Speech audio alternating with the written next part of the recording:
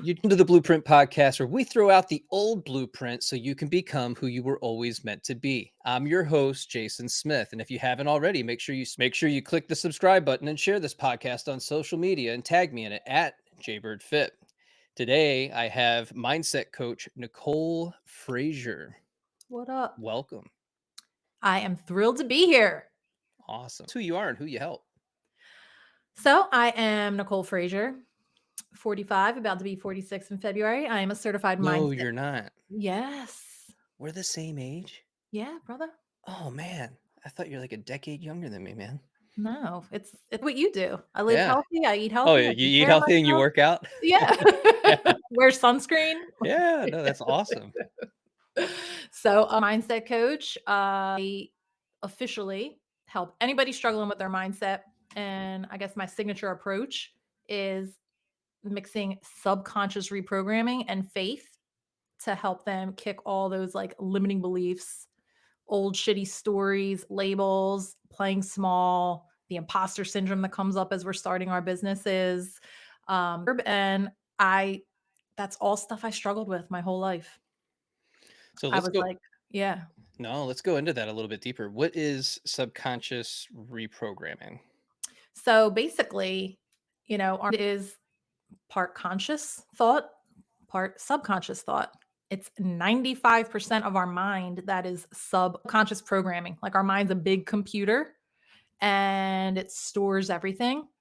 And our mind thinks in pictures. That's why, like, when you think of something, like, usually, like, image pops up. Mhm. And basically, when people are trying to change, like, even like your world and stuff, they're trying to get healthy, they're trying to get fit. They're using the conscious part of their mind to do that. They're trying to change their behaviors, they're trying to change their environment. But that's like at the very low level conscious part of your mind.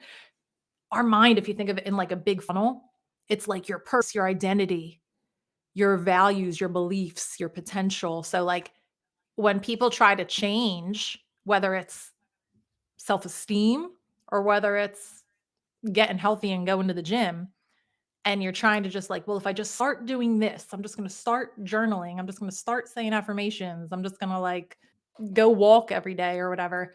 Many people fall back and revert to those shitty behaviors because somewhere deep in your subconscious, you don't really believe that you're valuable, you're worthy. Like when we're talking about like self esteem, or that you could ever be the type of person that could be fit long term. You're not a focused, dedicated person. So when you're trying to make any kind of change in your life and you're just using your willpower, which is that 5% of your mind, you fail and revert back as soon as that willpower runs out. I always like to use the analogy of like you're in an office, somebody drops off a tray of cookies in the back at 10 a.m. You're like, I'm not having those cookies. But like by 3 p.m., you're like, fuck it, this day, I'm having the cookie. Right, Right. especially if it's chocolate chip, it's really Yeah. hard to pass Your up. willpower ran out. So Yeah. on my journey, I tried every freaking thing. Every book behind me is a self-help book. And why can't I freaking change long term? Why am I on this roller coaster? And until stumbled upon changing with a coach on the subconscious level that I was like, wow, I am not all those other things that I thought I was, because that's how I was acting and showing up in the world. That's just who I became once I started to believe all the stories and the negative experiences and things like that. So once you clear that away, um, it's like freaking effortless, because what you believe about yourself actually shifts. So when you leave, no, I'm not this person, I'm this person. Then what you value changes, what you believe your potential changes. And you could start to believe, shift your behaviors because it just naturally falls in line. You're like, well, I don't eat crap and lay on the couch all day. I'm a healthy person. I take care of myself.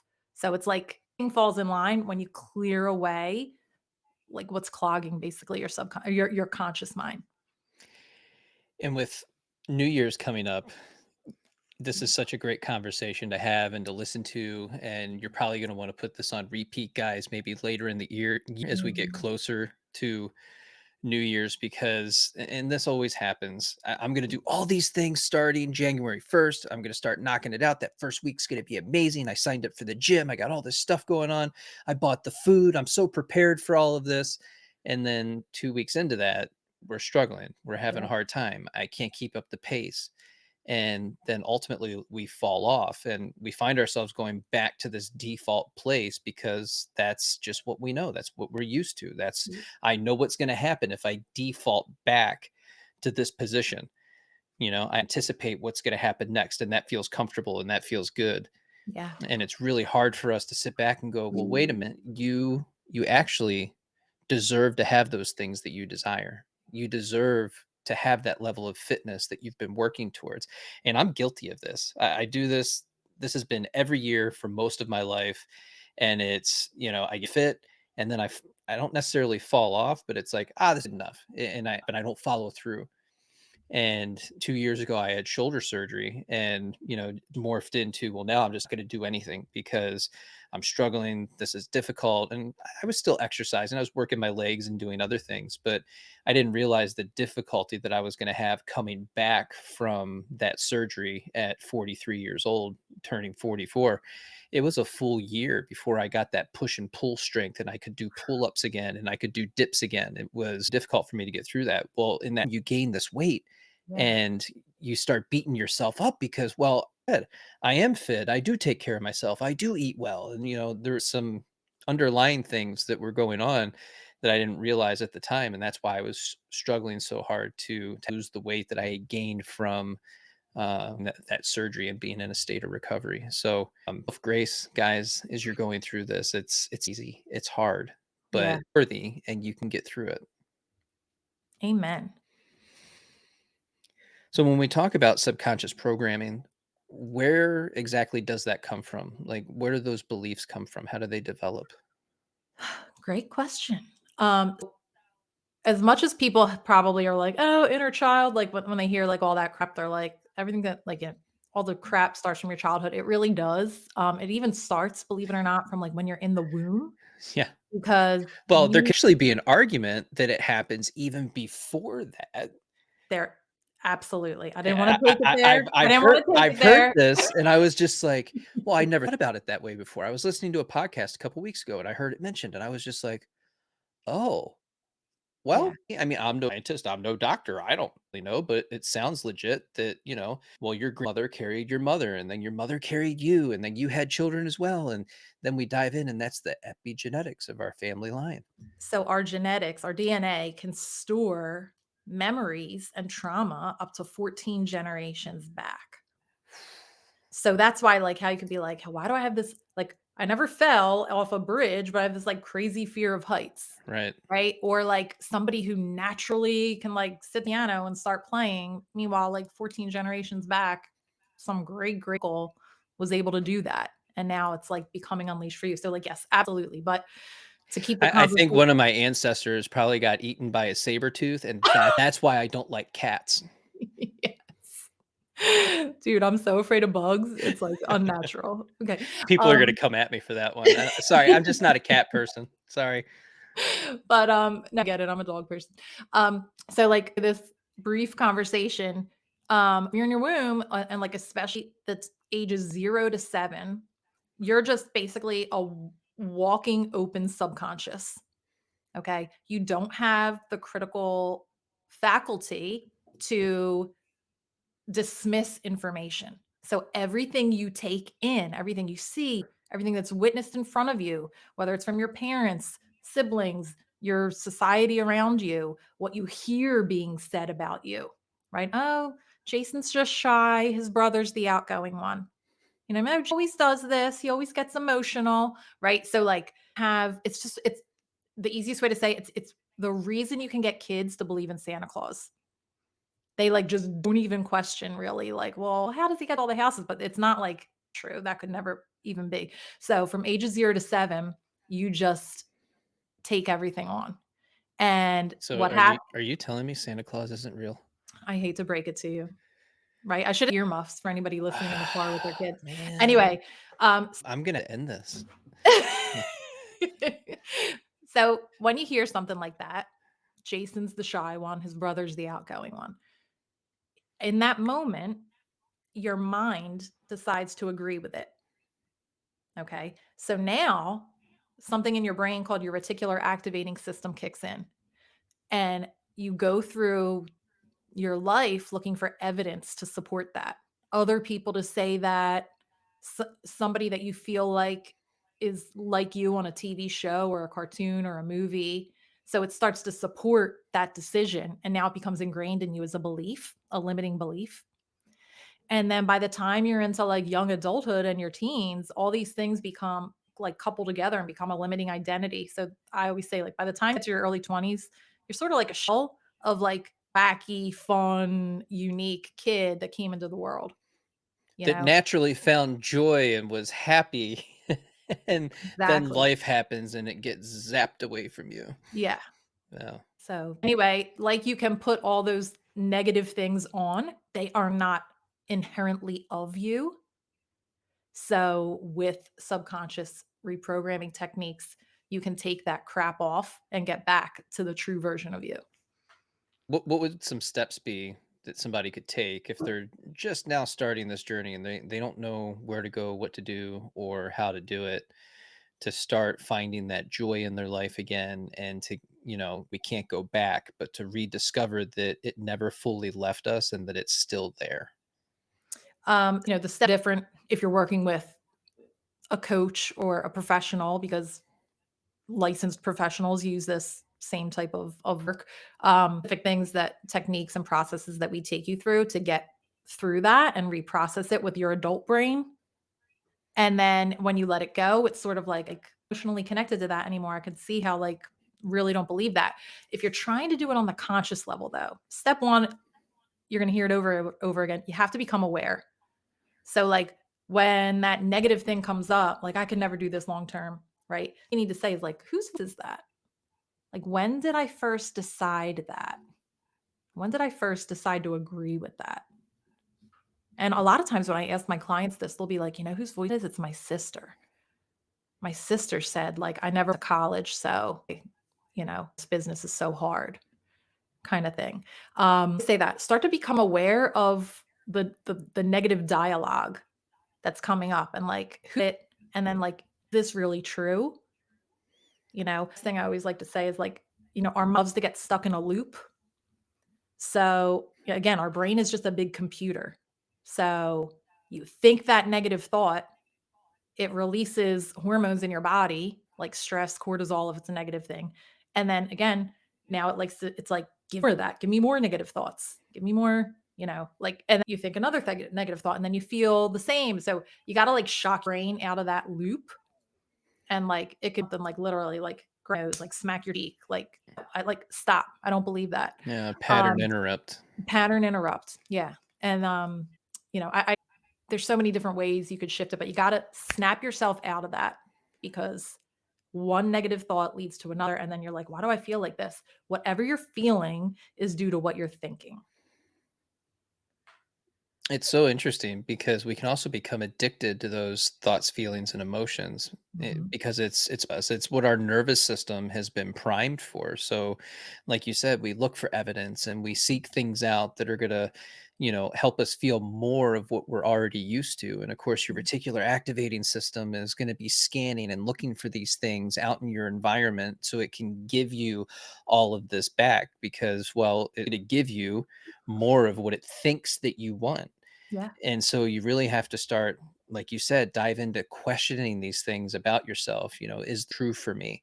Why do I think this? Where did this come from? And then when you notice that you're in this negative space or you're having these repeat experiences, this happens all the time with people who have an anxious attachment style. And they say things like, well, all I ever date are avoidance and all I ever date are narcissists. And it's like, well, necessarily true. I mean, it could be true. Maybe that is who gets selected from what your nervous system and who you have been primed to be as a person and accept for yourself that this is what I deserve.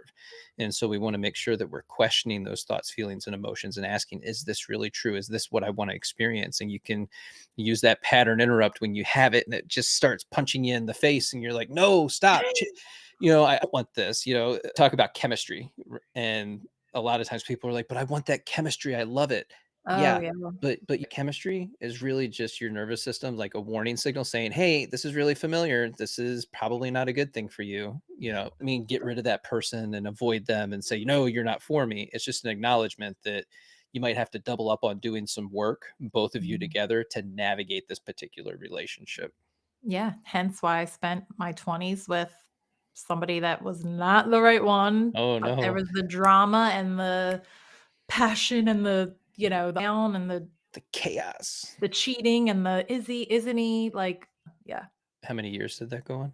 6.5. That's a long time. Yeah. So, what for you that you finally said, "You know what? Gotta go."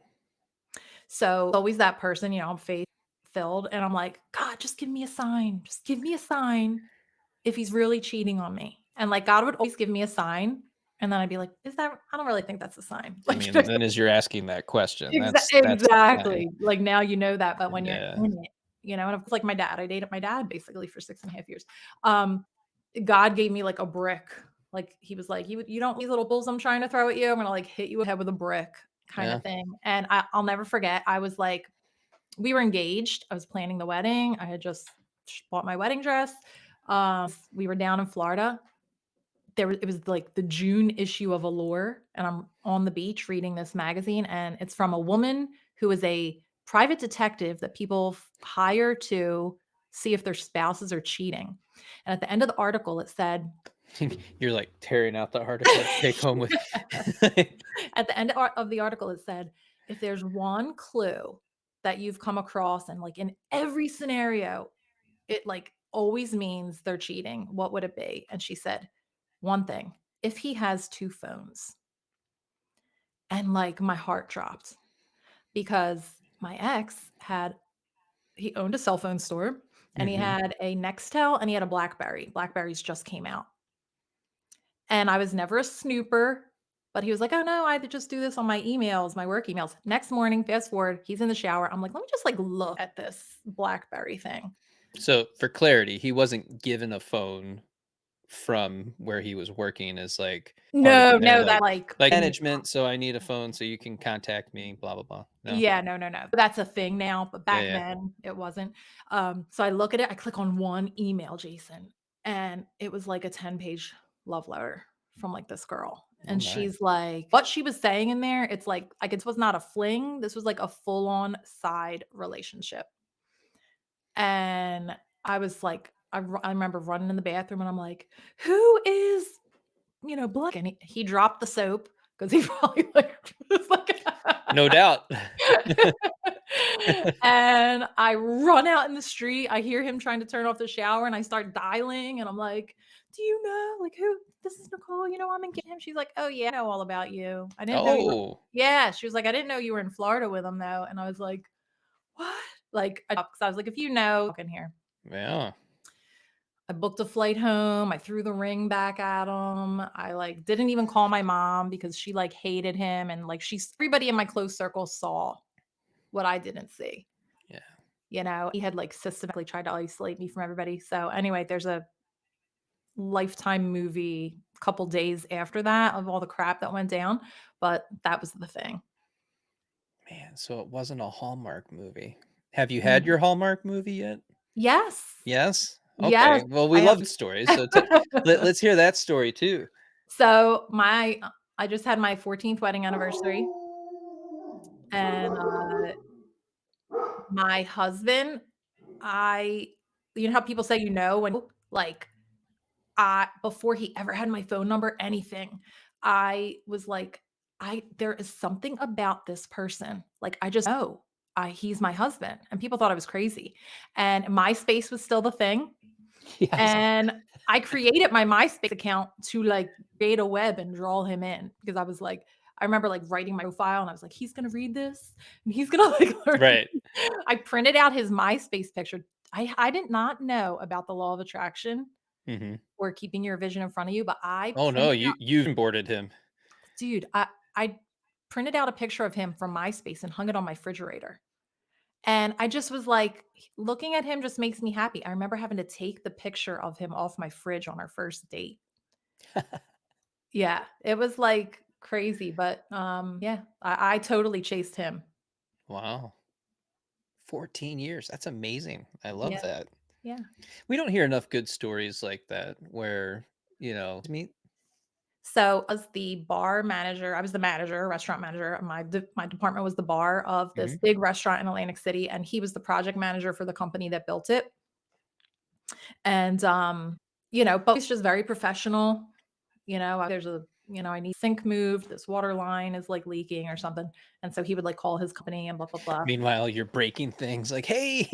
No, but at that time, I did not even like that because I was still engaged. Mm. So I ran into him 2 years later, and he was like, "Oh, you married now?" Like, and I was like, "Actually, no." And, like, anyway, he was like, "So where do you hang out?" And I was like, "I hang out at this, like, place on Wednesday." He's like, "I go there sometimes." It happened to be, the night before Thanksgiving coming up, and from MySpace, I knew that was gonna be his birthday. So I was like, "He's gonna be out." I called out of work. I went to, like, one bar that I knew was gonna be busy, he wasn't there, I waited till, like, 1 in the morning, I was like, "There's one other place he could possibly be on this night before Thanksgiving." I was, like, 8 at the time, and, by myself to this bar. Walk in, I see my cousin, he's like, "Hey." I'm like, "I'm looking for somebody, like, I gotta keep it moving." Don't have time for you. I don't have time. Out of the way. I'm going through the bar, you know how places are the night before Thanksgiving, we're, Oh, like, yeah. shoulder I to do shoulder. not miss those days. No, and Yeah. Jason, I'm walking through the crowd, and all of a sudden, somebody reaches out and grabs my arm, and I turn around, and it's him.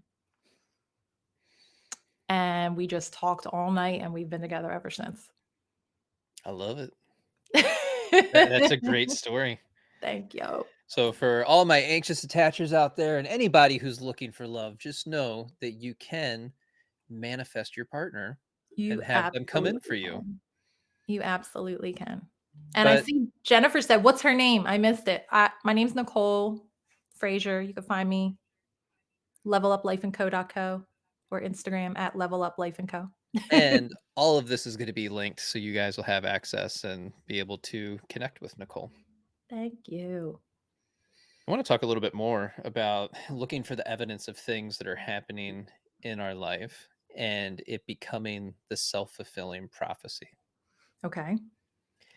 What is your view on that? Because I see this a lot in relationships, and maybe I'm not explaining it in the best way all the time. But when we're looking for the evidence of all these different things in our life, we're actually,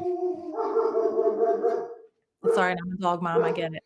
no, I know she just like, even up there, it just like I know. eats the microphone. And so we get to this place where we're looking for all this evidence and it builds up. But then are we making these things happen in our life because we're looking for that evidence? That's the question. So is this for somebody trying to bring the right person into their life or any person into their life or somebody that's already in the situation or We can look at it from perspectives. Yeah. okay. So, one, I completely do buy into that at a level because, energy is a very real thing in our life. I'm not talking about energy like woo woo, like it's scientific. We all have energy. We all have electricity going through our bodies. That's why you can have a EKG on your heart, encephalogram on your brain, all that stuff. When we were talking earlier about that thought and emotion loop, okay, when you think a thought and you feel an emotion, it creates an electromagnetic frequency in your body that can be measured.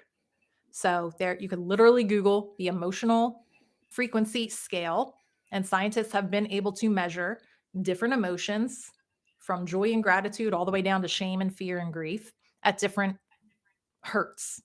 Energies in your body is measured in hertz. So it's a very true thing, a very real thing that like attracts like. So when you are feeling no matter how much you try to hide it on the outside, like I did for a long time with hair and makeup and a boob job. I have since had them taken out. When I healed, I knew I didn't need them anymore. Um, when you That's a real it's actually a really common thing that ends up yeah, happening, and yeah. maybe you can share a little bit about that later. Yeah. So, you are internally feeling like I'm not really worthy. I have low self-esteem. I have exhibited it now in my life. And people have reflected that back to me. Like, yeah, she's not that confident. I'm down here. And even though I say I want a well-adjusted partner who's going to respect me, honor me, whatever, and even though I may outwardly find somebody who initially exhibits those things, in down internally, he's really feeling down here. So just like I'm wearing a mask, he's wearing a mask. The person who's well adjusted, healthy, and looking for somebody who is also well adjusted, healthy, and you want to rise together is subconsciously hyper aware of the people that are down here. They feel that energetic drain, right? You can always feel the vibe of people. It's like why you find your people. So you do create a self fulfilling prophecy by what you're thinking and how you're feeling about yourself and what you believe is possible for you.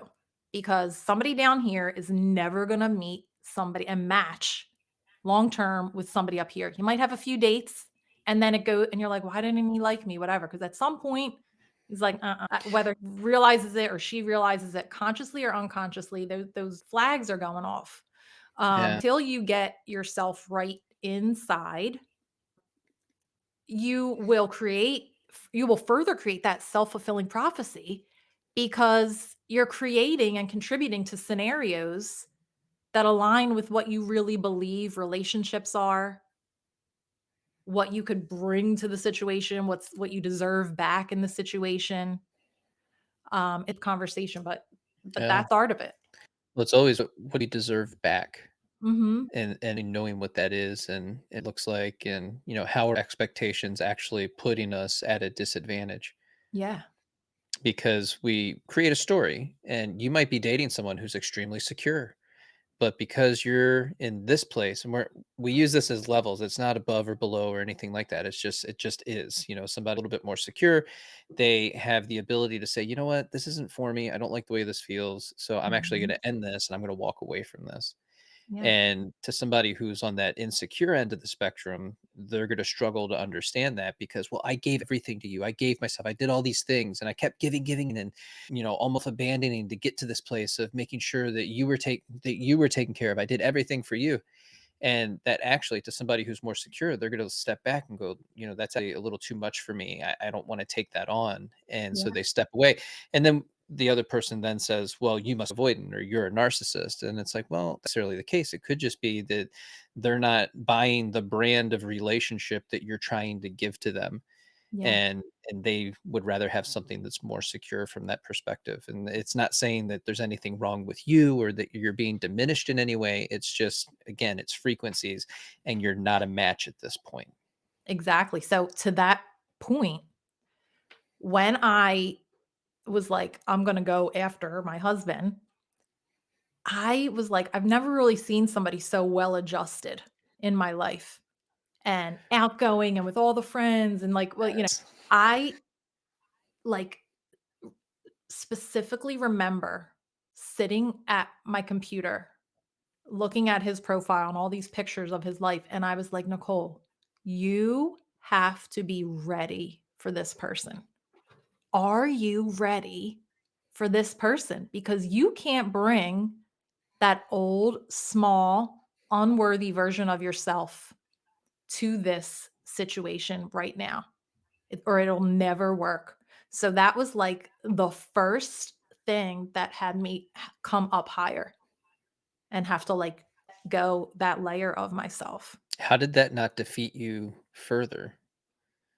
Because that can be a really hard realization to come across, that this person who is well adjusted and start to have this recognition inside of you that, oh, I change, I have to be different. How did you reconcile that internally? Because I was like, what do you really want, Nicole? Do you want somebody loyal and happiness and like tie it to what I was telling myself that I actually wanted. So you had to anchor it to a potential. Yeah. Okay. Whereas in the past, I would say I want those things, but then not show up in the ways I had shit boundaries. You know what I mean? Tell somebody to like, my ex to say horrible things to me, so disrespectfully, so I had like have a come to Jesus moment and be like, who am I? What do I want and what do I deserve? And am I ready to not be the barrier, even though I didn't know all the ways that of the work I still had to do, but I knew there was a level I had to match if I was gonna walk into this relationship. I couldn't and I held myself to those boundaries. So, like, as much as I was attracted to him and wanted him, I didn't give him, like, a free ticket, like, "Okay, so whatever he does, that means I'm okay with it." Because like, in this relationship, I was like, "Even though I feel like he's the one, these are the boundaries I'm setting for myself." And every single day, he has to show up and meet those things. Not like a game, but I just knew and I didn't I say was like, gonna "Hey." say, did you find yourself testing him? No, not a tester, but when he Okay. crossed, one of my boundaries that I had set for myself, I just, immediately was like, "Look, I'm not down for this." So, he rise to the occasion every single time, and that's what let me know he was my person. So he created and cultivated a safe space for you to be more of yourself. Yep. Great way to put it. Yeah. That's Yeah. amazing. I love that. And it's, this missing piece in so many relationships, especially for those who a little bit younger, they eager to be in this relationship with someone else and they don't take the time to recognize to see who this person really is. We know it takes around 12 to 18 months to really begin to see who someone is. And then that's based on how much time you're actually spending together. Yeah. So, especially like, so if you're distant and you're not having all this time together, then you're not going to know who this person is. It could be years down the road, depending on what you have set up on how you're going to close that gap in distance. On that note, what are your feelings on long distance relationships? I never really sat and thought about it. It's so common right now Yeah. because of social media, and I run across this experience all the time. I get messages and DMs and comments and submitted stories of, horror stories that happened, and it's just like, we begin to help people navigate distance relationships, or is it just a hard line? Don't do them. I don't think in this day and age it can be a hard line. I feel like I was blessed and you're like the same age that not how dating was when I was, my Man, husband. things were so much different in the late 1900s. It was awesome. Yes. If I was out in the world right now, didn't have my husband or was back into the dating world, was dating long distance, I feel like I would want the same guardrails on the relationship that you would have if you're dating somebody in person. So yes, obviously you're not going through every day together, but like are you making me a priority and am I making you a priority Right. for times to connect, for times to talk, the you fly to see me, I fly to see you or vice versa. Like there just has to be an honest conversation at some point about what's the end game here Right. because Can we have that conversation? yeah, and that was one thing I said with my husband. I was like, in conversations while we were and it naturally came up. I wasn't like, Right. "Hey, listen, Like, just so you know." hey, I got something for you. I'm going to put you on notice. Right. But when it naturally came up, I said, I really with the life experience I've had, I feel like 2 years, if that person or not. Like, that's me personally. Yeah. Like, because you that first year, I feel like every holiday's a new experience, everything's new, every Everything's season's a new new. Yeah. experience, but by the time that you're done that 2nd year, So, I am somebody that wants to be married, and I am somebody that feels like I don't need to date somebody for 5 years before we decide if we're gonna take that step. I said, "So for me, 2 years is, like, the limit." So he knew that. And even though I never had to, like, really mention it again, and even though when he proposed, I was, like, completely surprised, it was, like, pretty close to that 2-year mark. Like, What did that proposal look like?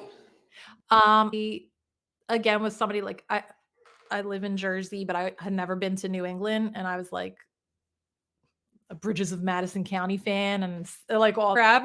It's like, I would just love to live in New England. So he took me up for like a world weekend to like Salem because it was like October, and we went to Boston and we went to Newport, movie Mystic Pizza, and we ended up doing like a stay in Mystic, and he ended up proposing in Mystic.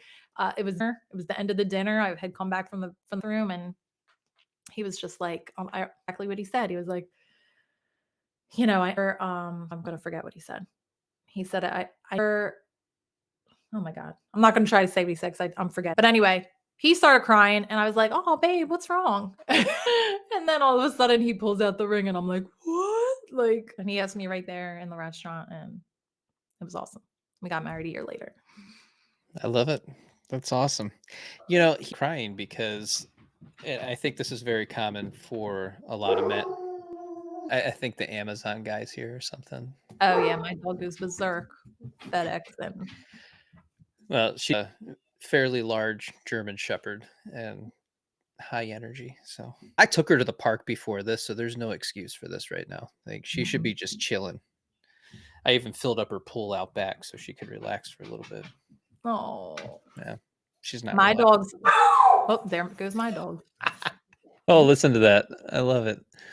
No, so I think for a lot of men, they get into this place where most men haven't had really great long-term relationships, and they haven't been to this place where they've been supported and loved and it's felt unconditional. Mhm.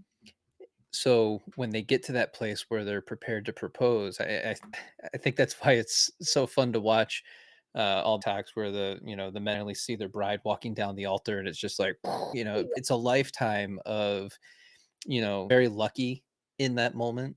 At the same time, there's a lifetime of some like pain and rejection and difficulty, and all this stuff just kind of culminates in this one wonderful, amazing moment that you get to share with your human, your the person that you want to spend the rest of your life with. And that's really cool. That's why I also don't like the TV shows like Love is Blind. I Yeah, don't think they're for that, but they are great for comedy. So they are, yeah. definitely. See, what are some of the things that you offer from a coaching standpoint? So I love, the one-on-one experience, Okay. and because the type of work that I do with my clients, have to be closed a lot of these techniques. They're visualizing, we're getting very grounded, we're going back specifically to specific events. I don't do that in a group coaching setting. So I either have my signature process, which is a 4-month journey. It's 3 90-minute sessions a month, and then we stay connected via Voxer, which is a voice memo app in between. Specific framework is laid out on my website. I literally show you like what we do session by session. And the first, like it's about getting grounded in what our vision's going to be. Spending several sessions releasing limiting beliefs, spending several sessions stepping into that new, not the new identity, but your true identity, right? So it's like there's specific techniques when we work with the subconscious to release things that are holding you back. And then there's specific techniques that we do to install the more empowering Yeah. thoughts, beliefs, and version of you. Um, Getting a new iOS, right? exactly, yeah. Or upgrading the system. It's like we're getting the bugs out, all the stuff. It's a process. It's not heavy and deep where you're like, oh, like I'm dreading each friggin' Right. session. Like you leave sessions feeling like pumped. And when you work with the subconscious, shifts happen very quickly.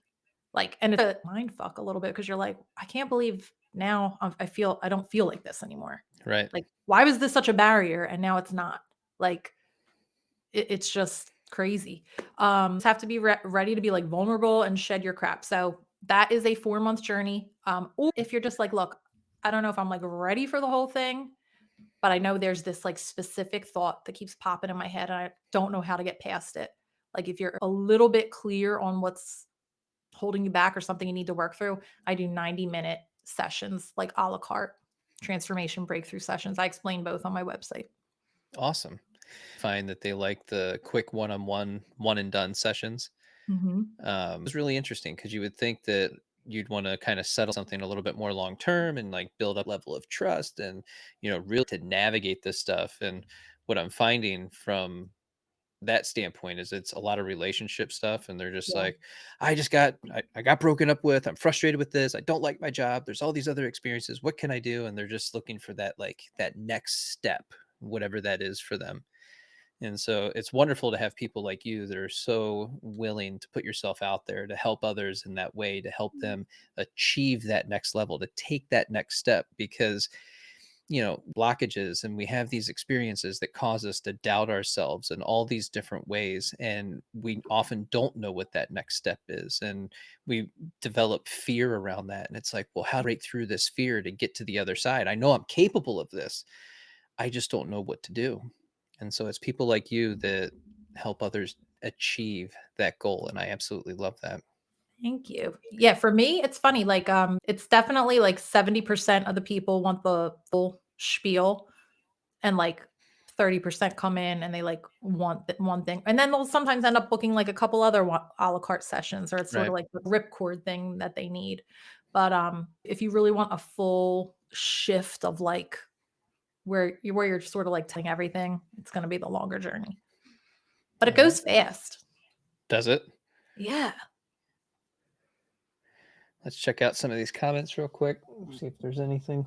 All right, guys, if you have any questions, feel free to drop them in the comments. Yeah, I see some lovely ladies in the comments. On Instagram, or because I'm not I think seeing it's much no, on it's on Facebook. Restream. Well, yeah, on Restream. I don't wanna click anything on Instagram and Everybody's exit saying your dog is making my dog bark. Well, sorry about out. I see on Restream, how do I find out info? So my website is Level Up Life and like AND co.co. It's not .com, .co. Level Up Life and Co. I thought that was gonna be cute. It's probably gonna bite me in the butt that I didn't do .com. No, I don't know. And it is cute. I think it'll be fine. It really just comes down to uh, getting the name out there. That's all, Yeah. which is pretty easy. You got this. I'm gonna link all this stuff together, so don't worry about that. You'll be able to come back to this live and access to all the information that you need. So, Nicole, is there anything that we missed today that you would like to share with everyone else? Well, wait, Indeed just said, so struggling with life purpose. I have to leave my corporate job, but so scared. Glad to know I'm not alone. Thank you for sharing your experiences. Love, love, love. Girl, I know because I left my corporate career in 2019. I left the over six-figure salary, the title. I had so much of my identity tied up in that title and what I do. I had to take like a full 3 months off after I left. The best thing I ever did. I'm not advocating for anybody to do that, and I absolutely did it the right way, and I had a nest egg, like, I saved. Right. I downgraded my car so I didn't have the big car payment, like, purpose is at that top of the funnel for the levels of your mind. It's purpose, and then it's identity. So, clear on that takes really just you have to clear out the noise, and you can't be taking everything in. It really, if constantly scrolling social media, how can God speak to you? Right? So you have to get quiet. You have to just this is the part where I do recommend journaling, where you just free write whatever the heck's going to come out. No intention, no prompt. Like this is a huge thing. Okay. Never ask yourself why questions. Why can I decide what I want to do? Why don't I know what I want to do? Why don't I know my purpose? Why am I so afraid to leave? Right? A why question activates a part of your brain that causes rumination. And you just like spin and you never get to the answer. Yeah. So if you journal and use any prompts or ask yourself something, ask yourself a what question. What makes me feel like I know what my purpose is? What makes me afraid to leave the corporate space? Do you hear like how that's different than like why are you so afraid? Like question sounds accusing, whereas a what question just lowers the temperature in your mind. So, time doing that first. And don't be afraid to like dream big, right? Because that's another way that we like limit ourselves. And that's all those limiting beliefs and behaviors. I can only get to this level. I only have this level of education. I have an associate's degree. And in my corporate career, I was managing doctors of physical therapy, nurse practitioners, exercise physiologists. Like, you, limits are an illusion. And I know that sounds like BS, but it really so when you start writing, just like, what would I love to do? If time was no issue, money was no issue, education was no issue, what lights me up? That's just like a little preview, but a transformation session could be helpful also to like dial in specifically to what is blocking you from getting to that answer. She's nonstop. No. Hang on one second. Um, Jen said, my life is a hot mess. I can barely function right now, girl. I get it. It's like a lot of times, if you just reframe this is like the breaking point, right? So you have to get to that point where you're like, everything is broken before you're like, I need to make a change, right? I sort of jumped at Jen's hot mess question. She said she could barely function. Sometimes that's a great spot to be because Yes. you can only go up from there. And sometimes when like suddenly if things are broken, but this is working great over here, you sort of like out, and it's almost the worst thing to do because oh yeah, I love that. Heather said the breakdown before the breakthrough. It's chef's kiss to that remark. Absolutely. It's interesting. I left policing a year ago and started on all of this. And you're right in that there's an identity that's associated with the past versions of you. Mhm. And you have to be willing to let that go. So you ask yourself the questions: who am I? Where am I going? What am I doing? Why am I doing it? And then the next is the how. How do I get there? And journaling, like you said, is such an important part of that, to be able to discover who you really are on the inside and to challenge those thoughts, feelings, and emotions that keep you feeling stuck.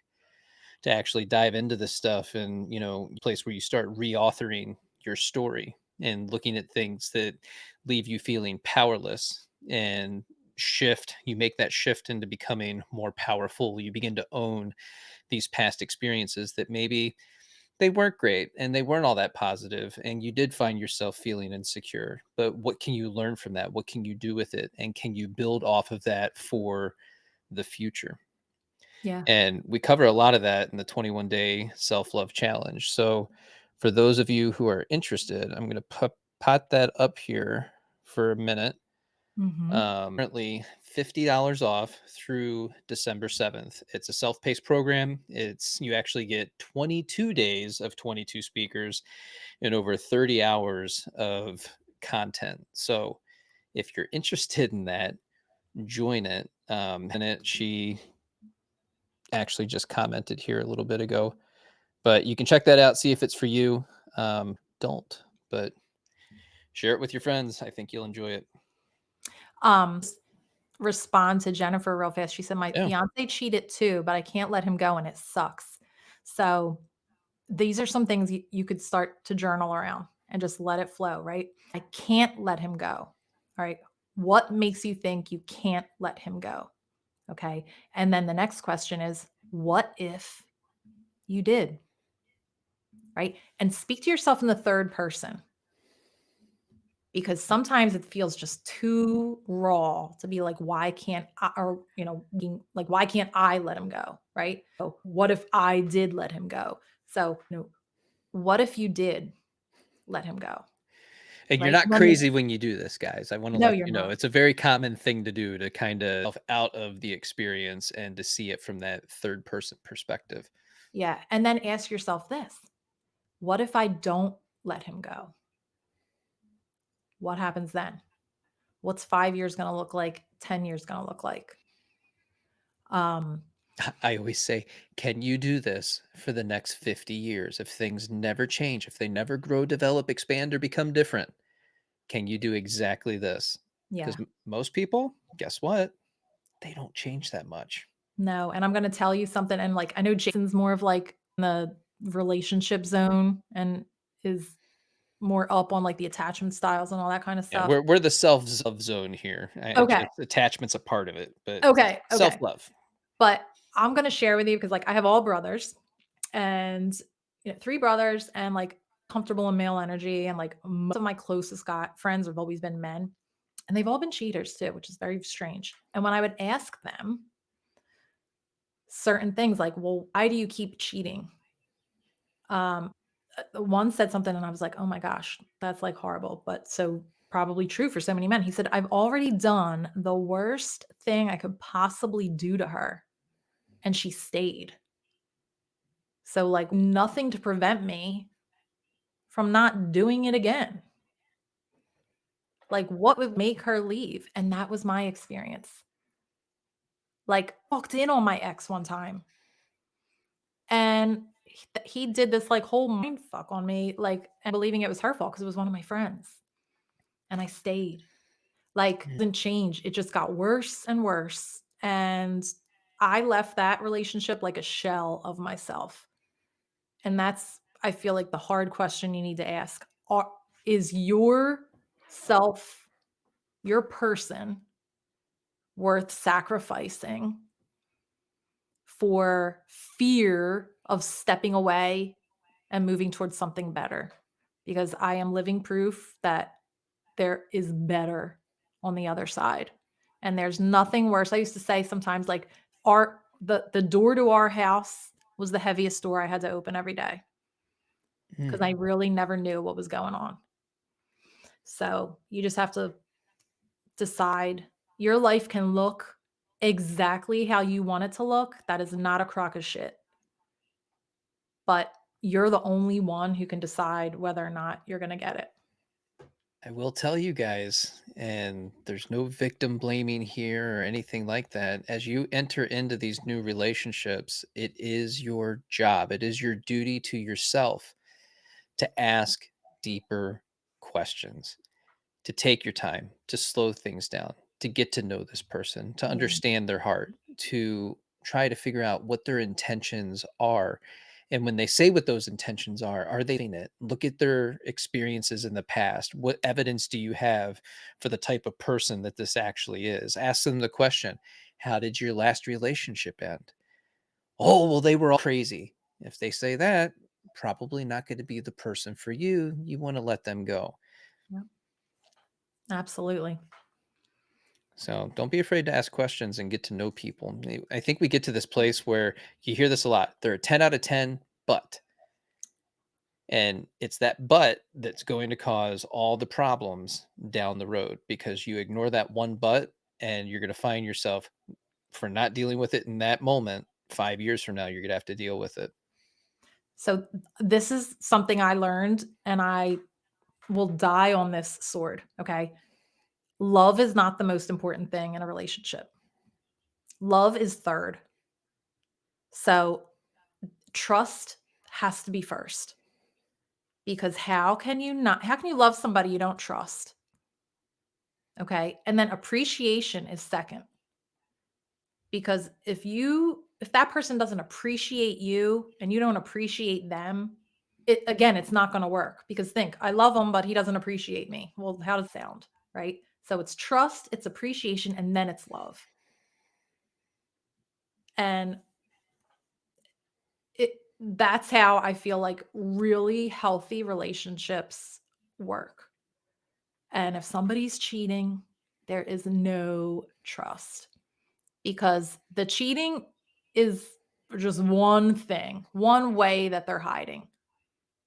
There's all these other things that come along with that. Yeah. And a big part of it really comes down to understanding that you have to trust yourself, Mhm. that no matter what happens, you're always going to be okay because you now have all these tools that they learn from working with you or working with me or other coaches and therapists and everybody that's out there. But you trust yourself to know that I have all these tools. I've built up this repertoire. I have, everything in my belt that I can deploy at a moment's notice when I'm going through a hard time, when I'm struggling. I have a place to go now. I can move into my breath. I can do different somatic releases. I can meditate, I can journal. And now that you have all these tools available to you, you can say, you know what? I love you. I love being with you. I love this relationship, but there are things that I'm not going to tolerate within the context of this relationship because I respect Mhm. myself and I love myself and I know what I want and I know what I deserve from a relationship. And if it does end, I know that no matter how it ends, I'm Mhm. always going to be okay. There's always a next step. Absolutely. And if you haven't acted the way or shown up in your relationship in a healthy way, in the way that you need to, there's no reason you can't start right now. I always say, like, you're allowed to change, you're allowed to evolve. You're under no obligation to be the same person you were a year ago, yesterday, or 15 minutes ago. Yeah. So, like, if don't ever fall for, like, it never bothered you before, well, whatever. Like, well, it's me now. And, like, I'm letting you know because if this happens, this is how I am going to react. It's not a threat, but it's just, this is what I need to feel safe in this relationship. Like, I feel like if you need the cheating thing, I just, once that trust is broken, I'm Yeah. But it's a true statement. We hear this all the time. I do it because you didn't leave. You didn't hold me accountable. And it's like, well, you're not old. I shouldn't have to hold you accountable. You should know that that's probably not the right thing to do. And you did it anyway, yeah. you And know? don't buy any excuse they flip on you as to, like, Mhm. why it happened, how you had a part in it, how I was guilty, I wasn't sleeping with him enough, whatever. No, that is not the way normal people act or react in those kind of situations. Like, Yeah, and that goes back to some of the programming and conditioning that, some of that you grew up with, or maybe that you observed. Maybe you had parents that, cheat each other at some point and, they together for whatever reasons, all together for the kids because it was somehow going to benefit them in the long term. But now you're conditioned to expect that that's the type of relationship that you should have and that you deserve in the long term because it was never modeled to you any other way other than what you saw on television. And well, that's just television. That can't happen in real life. And I'm not saying everybody's going to be Ozzy and Harriet, but going to have our challenges and things that we have to overcome in our relationships. But you can have a very kind, loving, and oriented relationship with someone. and that's right, Heather. It's the choice.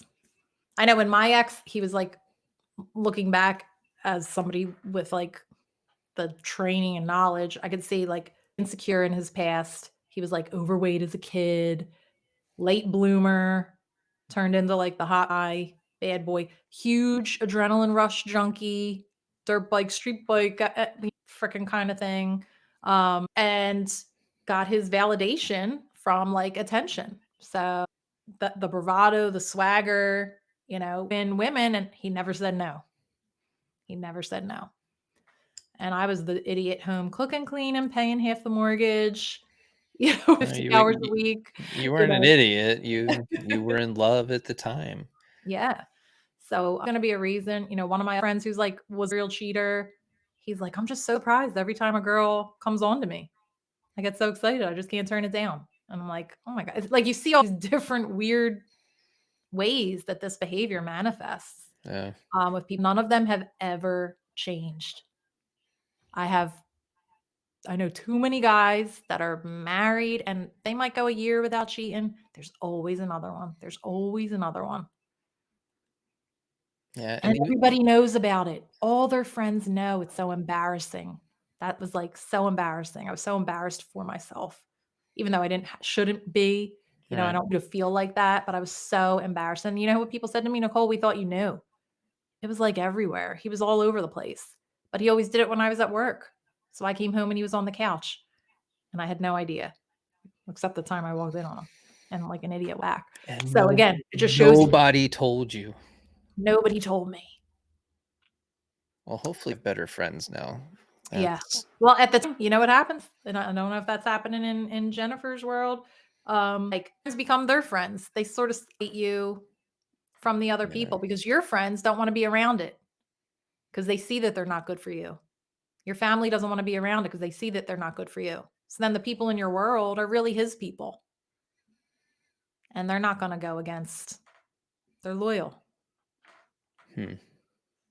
Well, they always back to birds of a feather flock together. So if you see a group of people, like you see this friendship group, and accepting of that one person that's cheating in the group, then there's a higher likelihood that the rest of the people in that group are also cheaters because they Yeah, tolerate that behavior within the group.